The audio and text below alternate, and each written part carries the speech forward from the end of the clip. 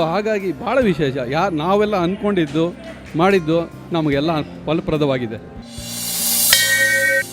ಈ ಸಾಯಿ ಮಂದಿರದ ಸೇವಾಕರ್ತರಾದ ಶ್ರೀಯುತ ರಾಜುರವರು ನಮ್ಮೊಂದಿಗಿದ್ದಾರೆ. ಬನ್ನಿ ಮಾತಾಡೋಣ. ನಮಸ್ತೆ ಅಮ್ಮ. ರಾಜು ಅಂತ ನನ್ನ ಹೆಸರು. ಈ ಭಾಗದಲ್ಲಿ ಏನು ಇವತ್ತಿಂದ ಬೆಳಗ್ಗೆಯಿಂದ ಒಂದು ಗುರುಪೂರ್ಣಿಮಾ ಒಂದು ಕಾರ್ಯಕ್ರಮಗಳ ಆಚರಣೆ 10ನೇ ವರ್ಷದ ವಾರ್ಷಿಕೋತ್ಸವ ಇದು. ನಮ್ಮ ರಾಮ್ ಪ್ರಸಾದ್ ಗುರೂಜಿರವರ ನೇತೃತ್ವದಲ್ಲಿ ನಡೀತಾ ಇರೋಂಥ ಈ ಕಾರ್ಯಕ್ರಮ ಬಹಳ ಯಶಸ್ವಿಯಾಗಿದೆ. ಮತ್ತು ಜನನೂ ಅಷ್ಟೇ ದೇವ್ರ ಬಗ್ಗೆ ಇಟ್ಟಿರ್ತಕ್ಕಂಥ ಅಪಾರ ಭಕ್ತಿ ಗೌರವ ಅದನ್ನು ನಾನು ಇವತ್ತು ಕಣ್ತುಂಬ ನೋಡ್ತಾ ಇದ್ದೀನಿ.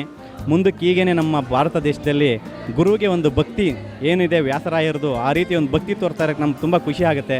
ನಮ್ಮ ಭಾರತ ಇದೇ ರೀತಿ ಮುಂದುವರಿಬೇಕು, ಜನಗಳು ಇದೇ ರೀತಿ ಆಸಕ್ತಿನಲ್ಲೇ ಬೆಳೆದು ಅವ್ರಿಗೆ ಆ ದೇವರು ಸಾಯಿಬಾಬಾ ಎಲ್ಲ ಅಷ್ಟೈಶ್ವರ್ಯ ಆರಕ್ಷೆ ಎಲ್ಲವನ್ನು ನೀಡಿ ಕಾಪಾಡಲಿ ಅಂತ ನಾನು ಈ ಮುಖಾಂತರ ಎಲ್ಲ ಭಕ್ತಾದಿಗಳಲ್ಲಿ ಕೇಳ್ತಾ ಇದ್ದೀನಿ. ನಮಗಂತೂ ಇವತ್ತು ನಮ್ಮ ಮನೇಲೇನೋ ಒಂದು ಸಮಾರಂಭ ನಡೆದ ರೀತಿಯಲ್ಲಿ ಇವತ್ತು ನನಗೆ ಗೋಚರಿಸ್ತಾ ಇದೆ. ತುಂಬ ಸಂತೋಷ ಆಗ್ತಾ ಇದೆ ಈ ಒಂದು ವಿಚಾರದಲ್ಲಿ.